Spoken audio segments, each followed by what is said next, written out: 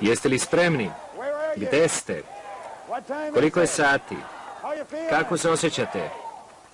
Dobro, da počnemo. Ima samo dve stvari koje će vas ikada sprečiti u ostvarivanju vaših snova, postizanju vaših ciljeva, življenja života kakav ste odabrali.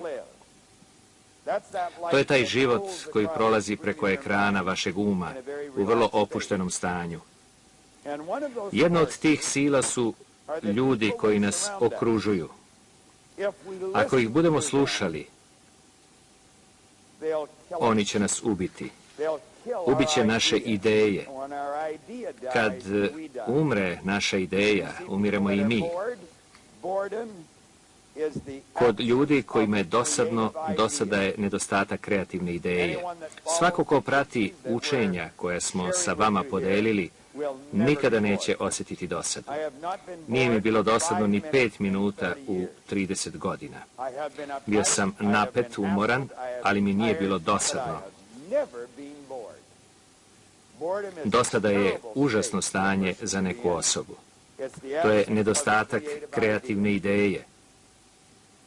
Druga sila koja može da nas zaustavi, to je strah. James Allen je napisao u svojoj divnoj maloj knjizi da strah može da vas ubije brže nego metak. To je učinio i učinit će sa mnogim ljudima. Ne želimo da se to dogodi. Postoji samo jedan način da se prevaziđe strah, a to je hrabrost. Hrabrost nadvladava strah. Hrabrost je sklonost koja se razvija kao rezultat razumevanja, trajna hrabrost. Izvršavajući svoju ideju, morate da budete hrabri, morate da shvatite da žrtvovanje nije gubljenje nečega. Žrtvovanje je odustajanje od nečega niže prirode, da bi se dobilo nešto više prirode. Ukoliko želite da primite nešto više prirode, morate da stvorite mesta za to. Pa, čega se uglavnom plašimo? Na površini plašimo se da izgubimo ono što imamo. Zašto se toliko plašimo gubitka onog što imamo? Plašimo se gubitka jer smo tako uslovljeni. Ako ne izmenimo to uslovljenje, ostaćemo paralizovani na svom putu, nikada ne shvativši svoj puni potencijal, nikada nećemo razviti bogatstva koje imamo u sebi. Ako nemate ono što tražite ovde, nikada ga nećete dobiti od spoljnog sveta. Od apsolutnog je značaja da to shvatimo. Moramo da prestanemo da trpimo vođenje i kontrolisanje koje nad nama vrši naš materijalni svet. Moramo da počnemo da radimo sa našim nefizičkim svetom i da shvatimo kako se to dešava. To bi trebalo da bude mnogo više nego intelektualni napor. Zato kada ljudi idu okolo i pričaju o tome, oni to ne prikazuju. Oni su fizička protivrečnost onome što govore. Verujem da ćemo mi izmeniti svet. To je već učinjeno, pa će biti ponovo učinjeno. Ja verujem da mi to možemo. Niko to sam neće učiniti, ali može da pokrene sve ostale u tom pravcu. I to je koncept sa kojim treba da radi svako od nas. Vi možete da izmenite svet, ali to nikada nećete učiniti tako što ćete dopustiti da vas vaši strahovi kontrolišu.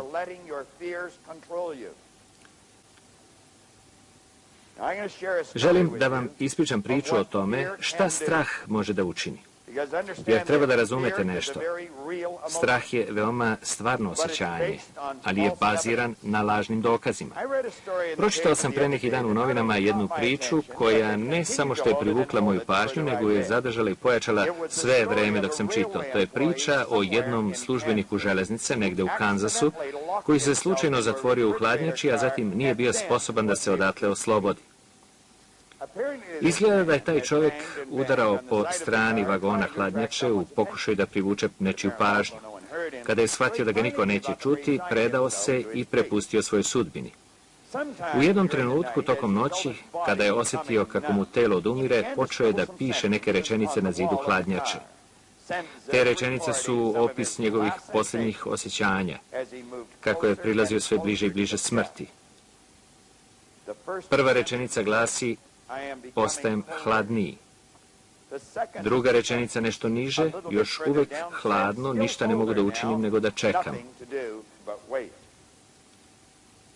Polako se smrzavam. Poluuspavan, jedva pišem. Odjednom na dnu rečenice koja kaže: ovo su možda moje posljednje reči. To su i bile. Kada je sljedećeg dana hladnjača otvorena, pronađen je mrtav. Ali reći ću vam šta je zapravo zanimljivo u celoj priči. Aparat za zamrzavanje u tom vagonu hladnjači bio je neispravan. Već duže vreme nije ispravno funkcionisao. Verovali ili ne, temperatura nije padala ispod 49 stepeni Fahrenheita tokom cele noći. Drugim rečima, ovaj čovjek je postao žrtva sopstvene iluzije. On je pretpostavio da je kucnuo njegov čas, da je njegov život gotov, premda u tom trenutku nije bilo razloga za takvu pretpostavku.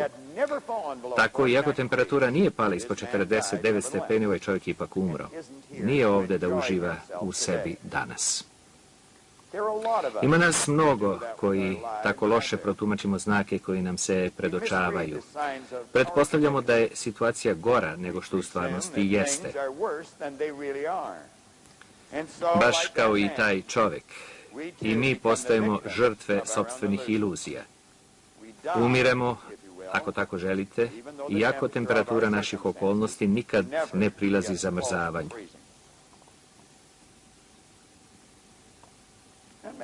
Taj čovjek se ubio. Ako uopšte sumnjate šta se tom čovjeku desilo, mogu da pitam doktora Lipulosa. On se hipnotisao. To je samo predlog. On je nosio taj užasan predlog i davao mu energiju dok nije umro.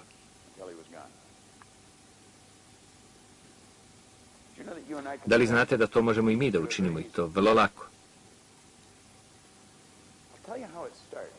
Žalite sami sebe zato što se stvari ne odvijaju na način na koji biste vi želeli.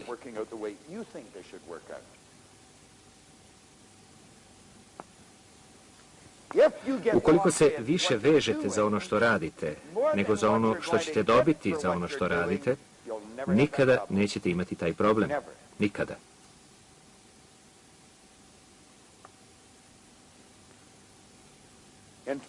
Za 25 godina i ja sam dobio svoj deo, više nego svoj deo nezadovoljstava u ovom biznisu. Ako bih dozvolio da ta razočaranja dopru do mene, ja bih ovo prekinuo pre mnogo vremena i verovatno bih se vratio poslu u nekom baru ili nekoj fabrici.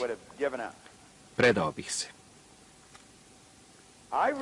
Ja zaista verujem da je trik u životu pronaći nešto što apsolutno volite i posvetiti svoj život tome.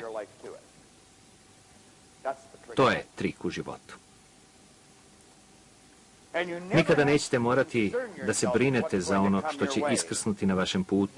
Vaša briga treba da bude posvećena onom što radite i dajete sve što imate i shvatate da sve što se dešava dolazi da bi vas odvelo tamo gde ste krenuli. Verovali ili ne, to ne čini nikakvu razliku. Ako imate problema, trebalo bi da budete zahvalni na tome. Mudri ljudi trče u susret svojim problemima. Problemi bi trebalo da vas ojačaju. Neće vas ojačati lepe stvari koje vam se dešavaju. Treba da budete oduševljeni time, da volite probleme i da shvatite da je druga strana medalje mogućnost.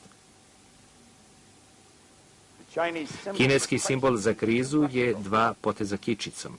Jedan predstavlja opasnost, a drugi mogućnost. Trebalo bi da budemo svesni opasnosti, ali nikada ne treba da propustimo mogućnost. Igrati na bezbedno znači zadržati sumnju. Sumnja je negativna energija koju šaljete u svemir. Šta će vam svemir uzvratiti na to? istu stvar, negativnu energiju.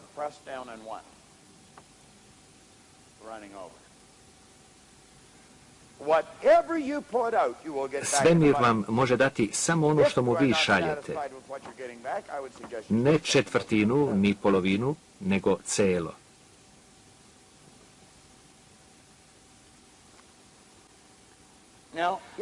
Da život traje par hiljada godina, bilo bi sasvim u redu da protraćimo prvih par stotina. Ali život ne traje toliko, ovo je sve. Ako je vaša sreća zasnovana na onom što dobijate za uzvrat, nikad nećete pobediti. Vaša sreća treba da dođe iz onog što radite, iz oduševljenja koje osjećate dok se suočavate sa strahovima.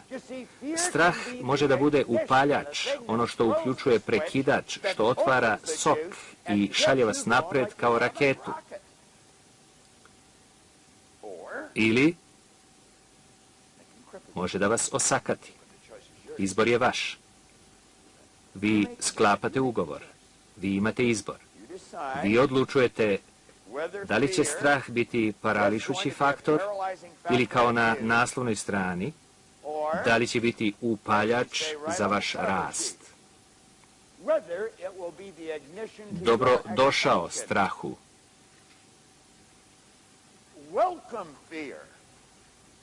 Budite uzbuđeni kada dođete do svoje ideje. Ako se ne plašite, nećete ići na gore, ići ćete pored. To je ponavljanje iste performanse. Nemojte da odustajete ako ne znate kako da stignete tamo gore. Kada biste znali, to ne bi valjalo.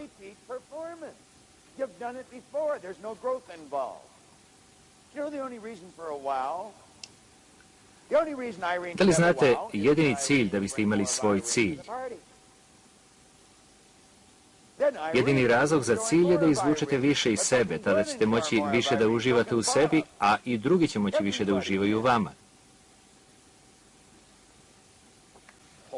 Napoleon je rekao, vidim samo cilj, prepreke moraju da se uklone. Bernie vam je rekao za statu koju držim kod ulaznih vrata. Dobio sam veliki mermerni stalak, a John i Pat Swanson su nam dali Napoleonovu statu od crnog mermera. Ako nekad uđete u naše predvorje, to će biti prvo što ćete vidjeti. A kada izlazite iz naše kuće, to je posljednje što ćete vidjeti. Napoleon je tu iz dva razloga. Podsjeća me na ono što želim i na ono što ne želim da budem. Nije mi se dopadao kada sam bio sa njim.